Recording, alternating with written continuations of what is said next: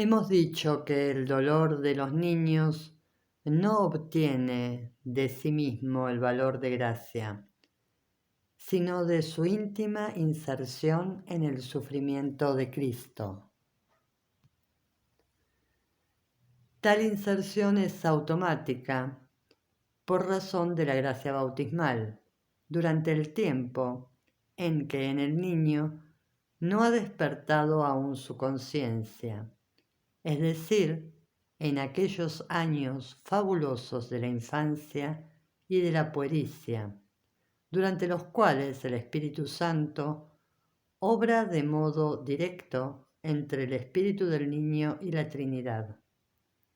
Pero en cambio, debe hacerse cada vez más consciente y reflejo a medida en que aumenta y se ilumina en él la razón y su responsabilidad personal.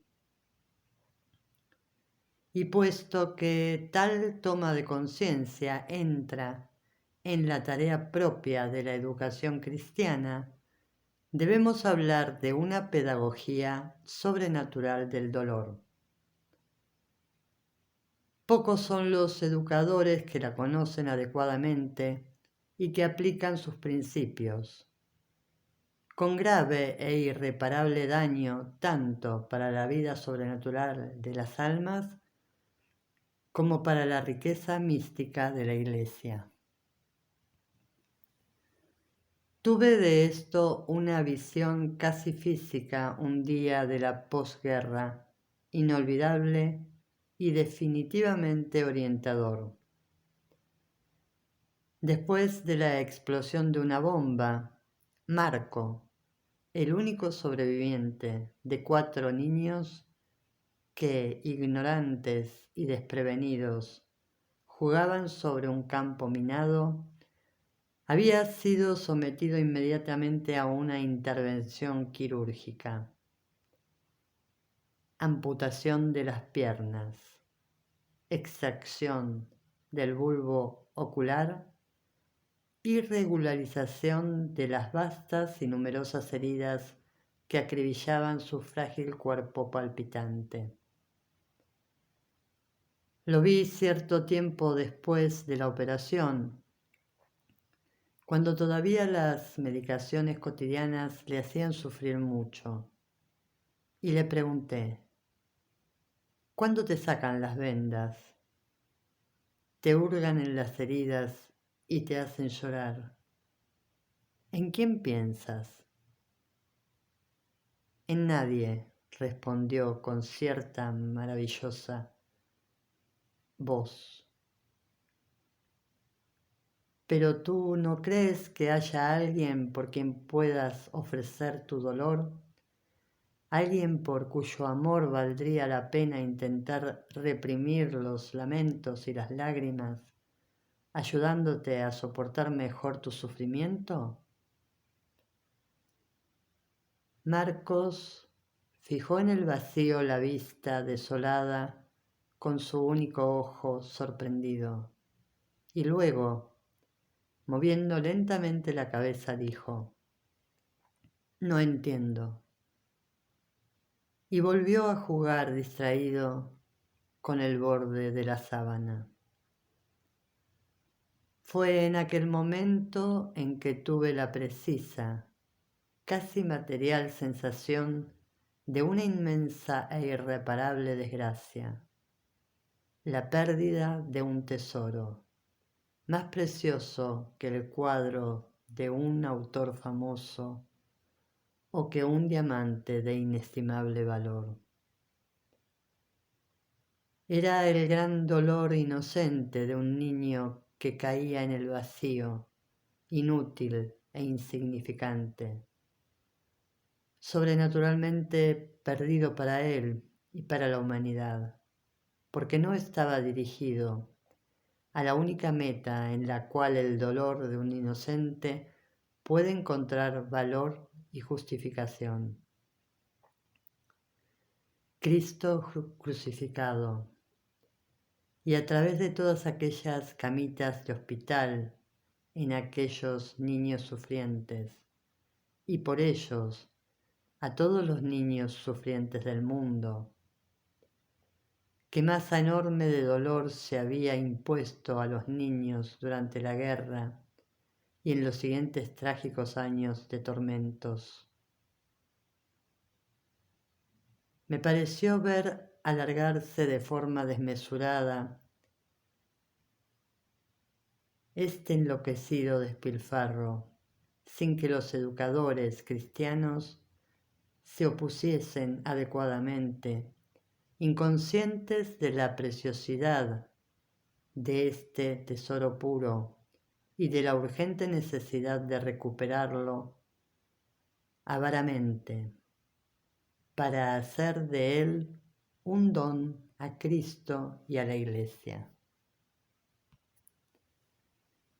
Cuán importante y urgente es, por tanto, para todos los que tienen a cargo y son responsables de las almas, tomar conciencia de este deber y poner en acto todas las artes de la más fina pedagogía sobrenatural con el fin de asegurar para Cristo y para la Iglesia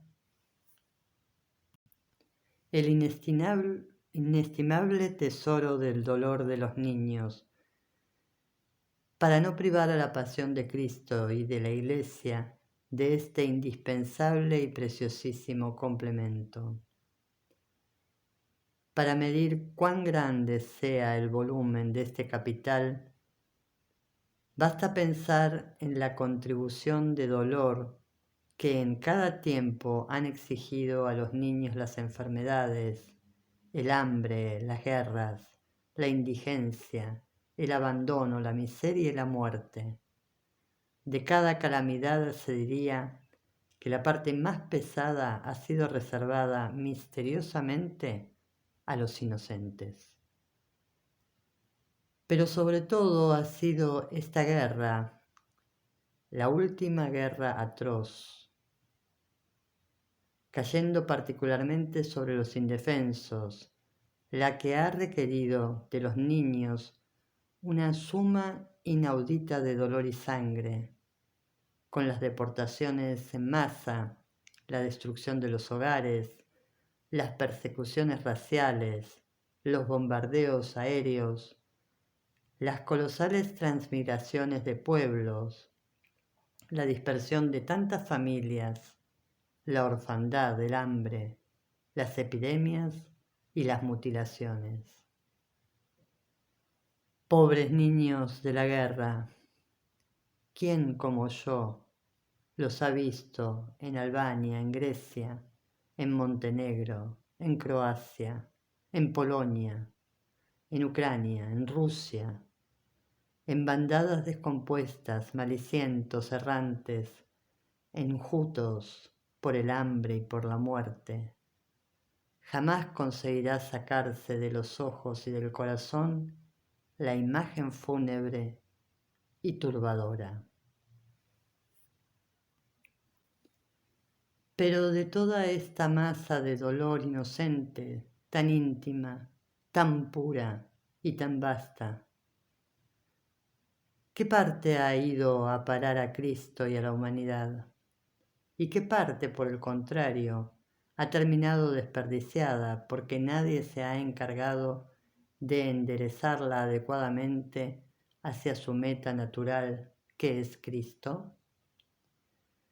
De esta manera, la pasión redentora de Cristo y la vida sobrenatural de la Iglesia han pedido para siempre uno de los tesoros más preciosos, destinado a asegurarle a aquella su plenitud y al mundo la redención y la paz, mucho más y mucho mejor que las fatigosas artes de la política, que los esfuerzos colosales de las finanzas y que los hábiles manejos de la diplomacia humana.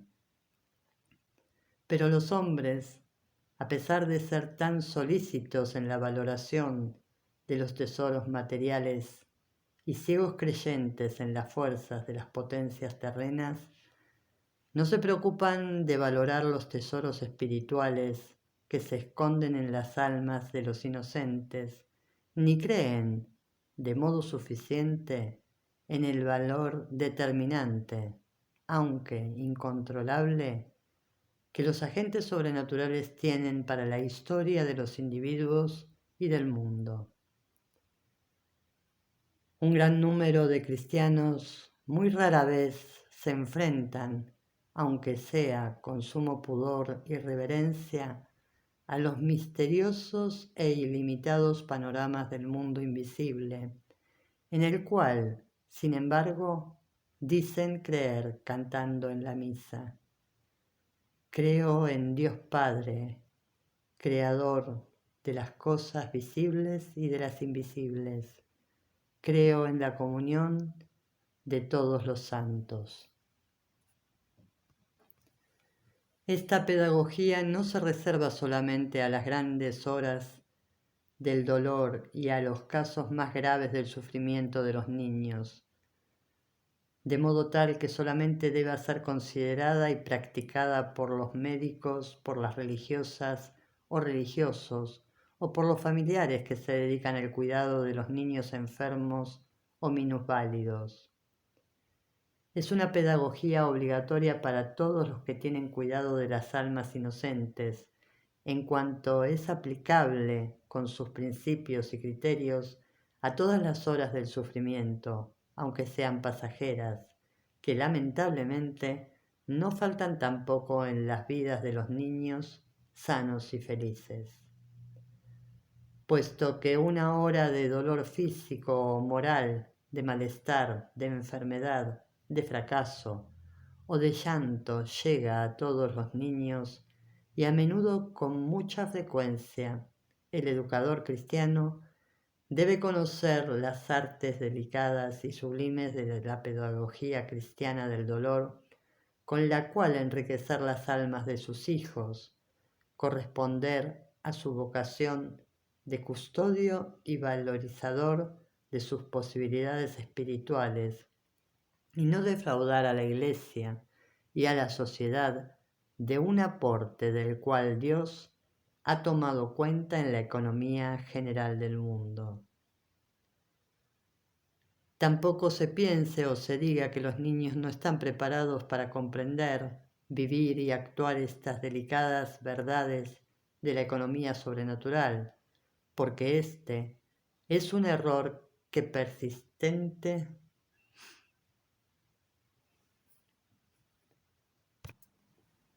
viene de la naturaleza iluminista. La infancia cristiana es la edad que más se aproxima a aquella, feliz del primer Adán, cuando Dios descendía cada tarde para hablar con el hombre, como un amigo con su amigo, y durante la cual, según la revelación de Cristo, sus ángeles ven siempre el rostro del Padre que está en los cielos. Mateo 28, 14.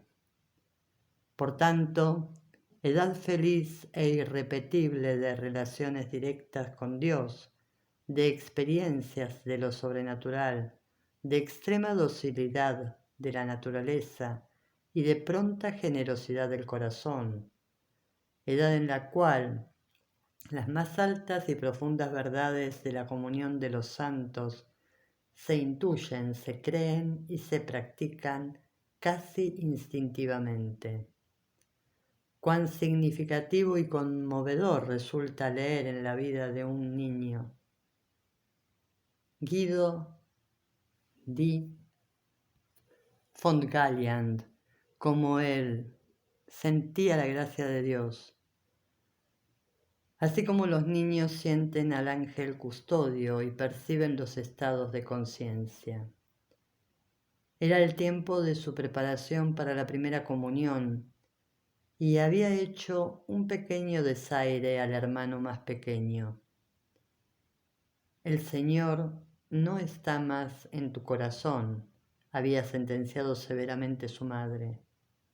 Pero Guido sentía que eso no era verdad y de vez en cuando interrumpía el juego para que la madre, apoyando el oído en su pecho, sintiese si el Señor había vuelto. Todavía no, continuaba a repetir su madre. La tercera vez finalmente, Guido se impacientó y le dijo con autoridad: Tú no lo sientes, pero yo siento muy bien que Jesús ha vuelto. Y se fue a jugar finalmente tranquilo. Se trata pues de cultivar y afinar esta sensibilidad que, como todas las facultades humanas naturales y sobrenaturales, tiene necesidad de educación. Mas es tarea de los educadores cristianos, que se entregan a la sutil y profunda pedagogía del dolor, el descubrir en el corazón de los niños el increíble potencial de fe, de amor y de sacrificio que, de vez en cuando, puede tocar incluso las vetas del heroísmo. El secreto consiste totalmente en descubrir y suscitar esta fuerza, porque, como decía Miguel Ángel, todo está en el mármol, el arte está en saberlo sacar. ¿Cuáles son los elementos y métodos de la pedagogía del dolor inocente?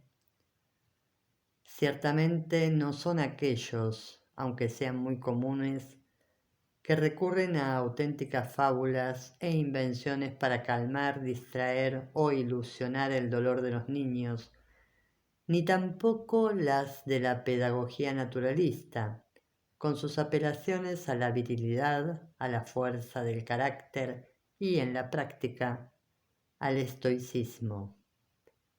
La pedagogía cristiana del dolor tiende, ante todo, a enseñar prácticamente a los niños que no hay que guardar el dolor para uno mismo, sino que es necesario regalarlo a los demás, y que el dolor tiene un gran poder sobre el corazón de Dios, del cual es necesario aprovecharse para provecho de muchos.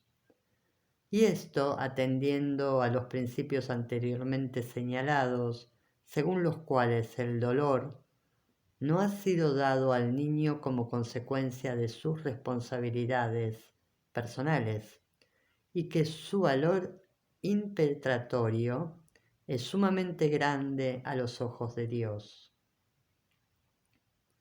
Se trata, por tanto, de una obra de estimación y de despersonalización del dolor, a la que no es difícil llegar si se habitúa al niño a dirigir su pena o su renuncia hacia objetivos concretos, como son los que se ofrecen cada día a su sensibilidad por la curación de una persona querida, por los misioneros que están en tierras lejanas, por la conversión de su papá, por un compañero pobre, para obtener una gracia importante, para que termine una guerra, por el Papa, por un condenado, por un asesino del que se habla en los periódicos, etc. El secreto está en que se trate de motivos vivos y reales, concretos y de interés inmediato para un niño. Si tal interés es noble, los niños saben llegar a las vetas de la más alta poesía y del sacrificio.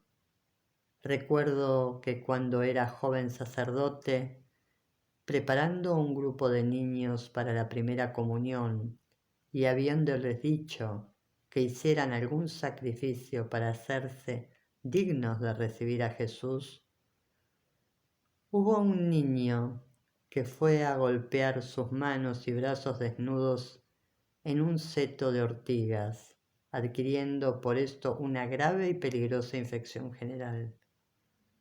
Cuando fui a visitarlo en su lecho, tenía los ojos tan radiantes de luz sobrehumana que no tuve el coraje de reprocharle el gesto desmesurado, ni pude contenerme de abrazarlo, subyugado por un sentido de profundo respeto y veneración.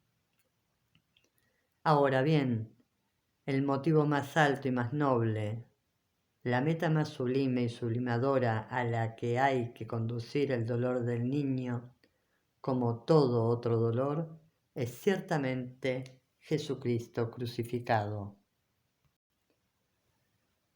Cuando un niño haya llegado a comprender la semejanza que existe entre su dolor y el de Cristo, la belleza que Él puede darle a todo su sufrimiento, tanto para sí mismo como para los demás, al insertarlo en el dolor de Cristo, y el deber que Él tiene de imitar el comportamiento y los sentimientos de Jesús en los momentos del dolor, habrá tocado el centro más profundo y más inexplorado, el más original y operante de todo el cristianismo, el punto virginal en expresión de Gratri, de la doctrina de Cristo. Y cuando se tiene la gracia de tocar tan de cerca a Dios en los años de la juventud, su signo gozoso permanecerá válido e indeleble para toda la vida.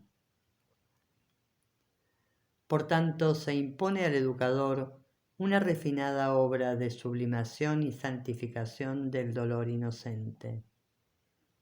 Y a esta no se llega sino a través del magisterio misterioso de la misa.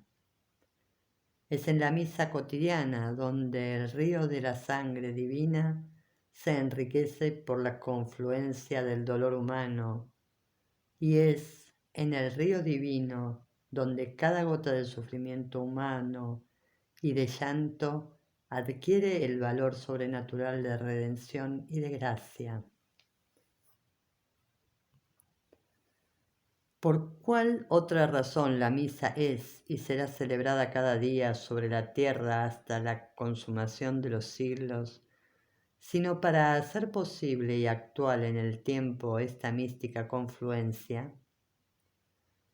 Con el sacrificio del Calvario, la redención de la humanidad ha sido definitivamente concluida y nada debe o puede ser añadido de parte de Dios.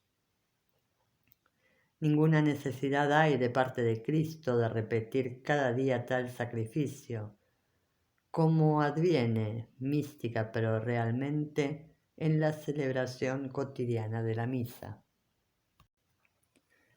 La exigencia de esta reiteración proviene, sin embargo, del hombre.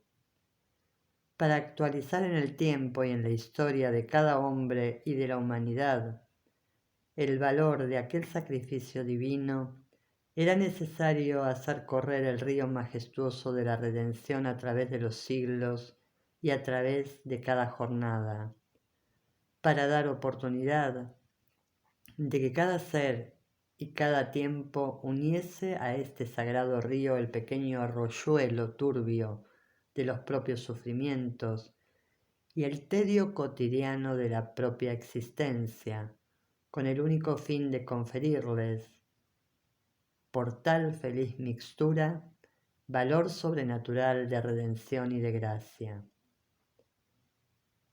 He aquí por qué la misa debe ser celebrada todos los días de todos los tiempos, y he aquí por qué se puede hablar de una verdadera renovación, y que en ella se realiza un complemento necesario del sacrificio divino, en el sentido de que la humanidad encuentra el modo cada día de su atormentada existencia de celebrar su propia misa de dolor para unirla a la misa de Cristo, convirtiéndola en la misa total, la misa no solamente de Cristo persona sobre el Calvario, sino la misa de Cristo como humanidad a través de la historia. Es, por tanto, en la misa donde los niños deben hacer la ofrenda de su sufrimiento, cuando el sacerdote infunde en el cáliz las pocas e insípidas gotas de agua fría que, junto al vino ardiente y generoso, se convertirán en la sangre de Cristo Redentor. así como hacen cada mañana los mutiladitos de guerra, ofreciendo a Dios las propias mutilaciones para que Él conceda la concordia entre los hombres, la paz a los compañeros muertos con ocasión de su desgracia, la bendición a cuantos les hacen el bien en nombre de Dios, y para que sus mutilaciones sean una advertencia para todos y un estímulo para obras de paz y de bien, ocasión espiritual de perfección para nuestras almas. En fin, aumento de gloria para nuestra eternidad feliz. Oración de los mutiladitos. Es lo que en el fondo había querido decir un humilde soldado. La marcha sobre los montes, bajo el incendio del sol meridiano, había sido larga y pesada, y sobre todo por la sed. Sobre la cima, el capellán había levantado rápidamente el altar de campaña y había comenzado la celebración de la misa. Pero en el ofertorio, el acólito se había vuelto desconcertado hacia sus compañeros. La cantimplora reseca no daba más una gota de agua. Fue entonces que avanzó fuera de las filas un joven soldado y, con gesto apurado, ofreció al celebrante su intacta cantimplora de agua.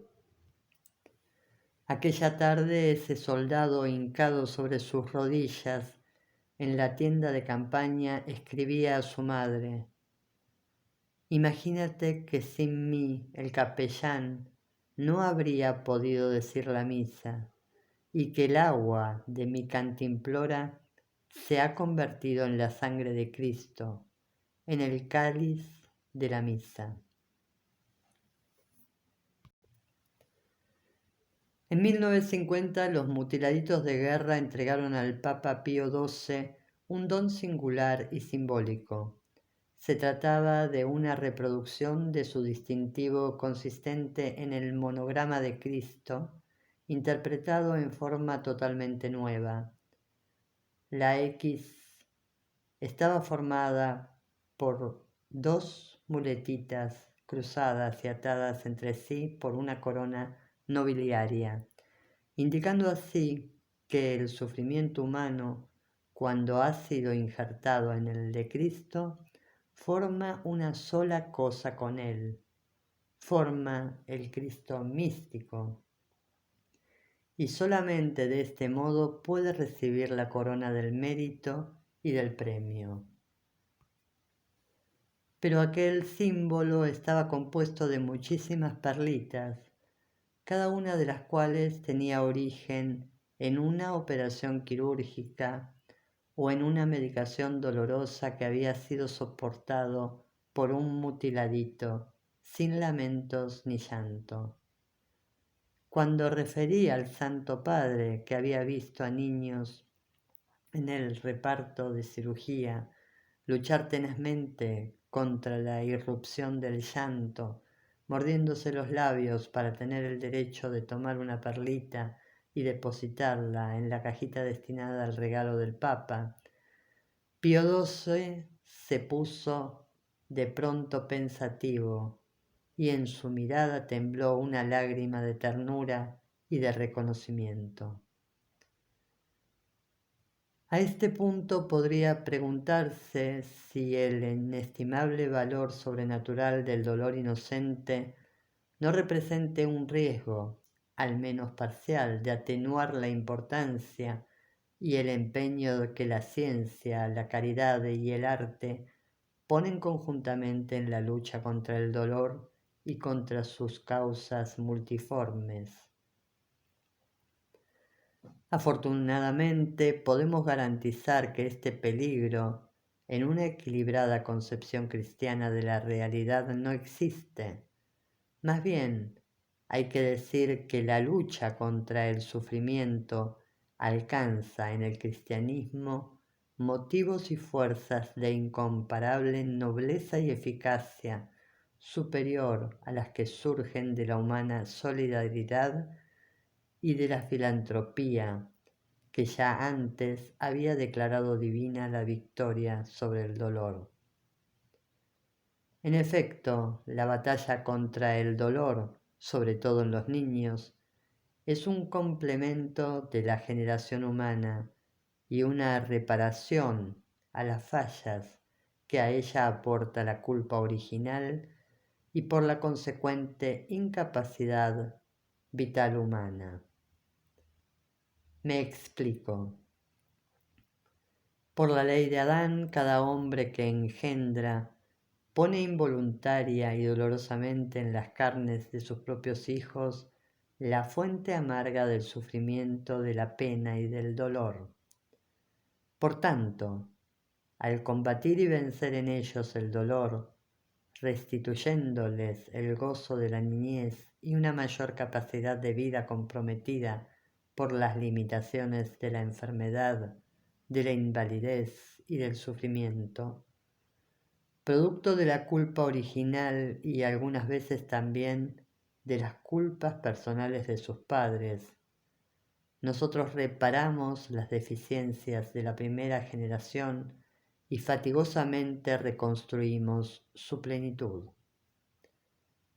Se diría que la lucha y la victoria contra el dolor es una segunda generación, no menos grande y dolorosa que la primera, y que quien consigue devolver a un niño la salud, la integridad y la serenidad de la vida, no es menos padre que aquel que lo ha llamado a la misma vida por primera vez.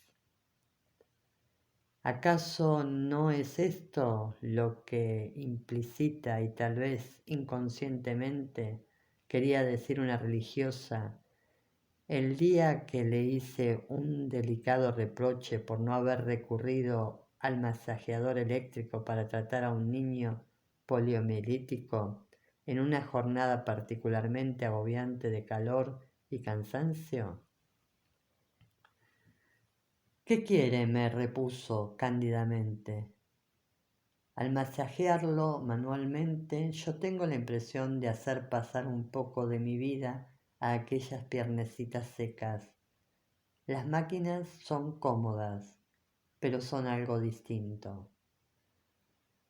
La lucha contra el dolor no es, sin embargo, solamente un complemento de la generación humana, sino también un complemento de la redención cristiana. Como la ruina original de Adán no se ha detenido en el orden espiritual con la pérdida de la gracia sobrenatural, sino que se ha propagado también al orden material, trayendo la fatiga, la enfermedad, el dolor y la muerte.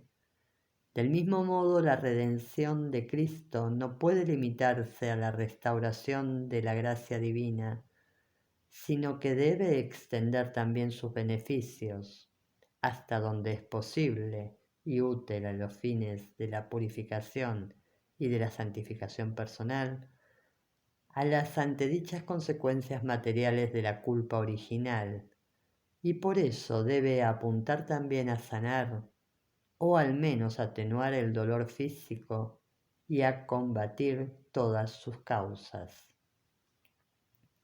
Sanar el dolor, entonces, no es sólo una obra de filantropía, sino una obra estrechamente ligada a la redención de Cristo, en cuanto pone en acto sus beneficios y extiende la liberación también de la zona de la materia y tiende a restaurar la armonía, el orden y el bienestar, también físico, del cual el hombre gozaba antes de la caída original y al cual ahora tiende con todas las fuerzas de su ser. Por tanto, el cuidado de los enfermos, las artes de la medicina, la caridad hacia los sufrientes y la lucha contra todas las causas del sufrimiento humano son una verdadera y continua redención material, que forman parte de la redención total de Cristo y de ella sacan todo el empeño y la dignidad. He aquí por qué el Salvador, si bien enviado para una misión estrechamente sobrenatural, quiso fijar de este modo las notas inconfundibles de su mesianidad. Los ciegos ven, los tullidos caminan, los sordos oyen, los leprosos quedan limpios, los muertos resucitan y los pobres reciben la buena nueva. Mateo 11:5. Y quiso recorrer incansablemente todos los caminos de Palestina para buscar y recoger toda clase de enfermos y sufrientes, para aplicarles aquella fuerza que emanaba de él y curaba a todos. Lucas 6:19. Y he aquí por qué él, en el decálogo del apóstol, trazado para los que habrían de actualizar su redención a través de los tiempos, quiso clara e imperiosamente mandar: id, curad a los enfermos y anunciadles que ha llegado el reino de Dios. Lucas 10:9.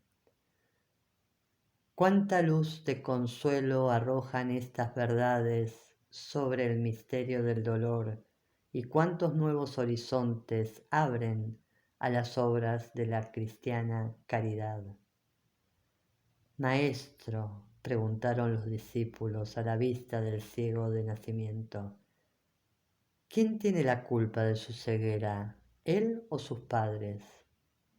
Ni él ni sus padres tienen la culpa, respondió Cristo, devolviéndole milagrosamente la vista, sino que esto ha sucedido para el que se manifieste en él las obras de Dios. Juan 9:1. El dolor de los inocentes en la misteriosa economía cristiana también sucede para la manifestación de las obras de Dios, olas del hombre, obras de ciencia, de piedad, de amor y de caridad. En la misteriosa economía del cristianismo, el dolor de los inocentes es permitido por Dios, por tanto, para que se manifiesten sus obras y las de los hombres. El amoroso e inexhausto esfuerzo de la ciencia, las multiformes obras de la solidaridad humana, los prodigios de la caridad sobrenatural. Traducción: Padre Miguel Ángel Fuentes, IBE.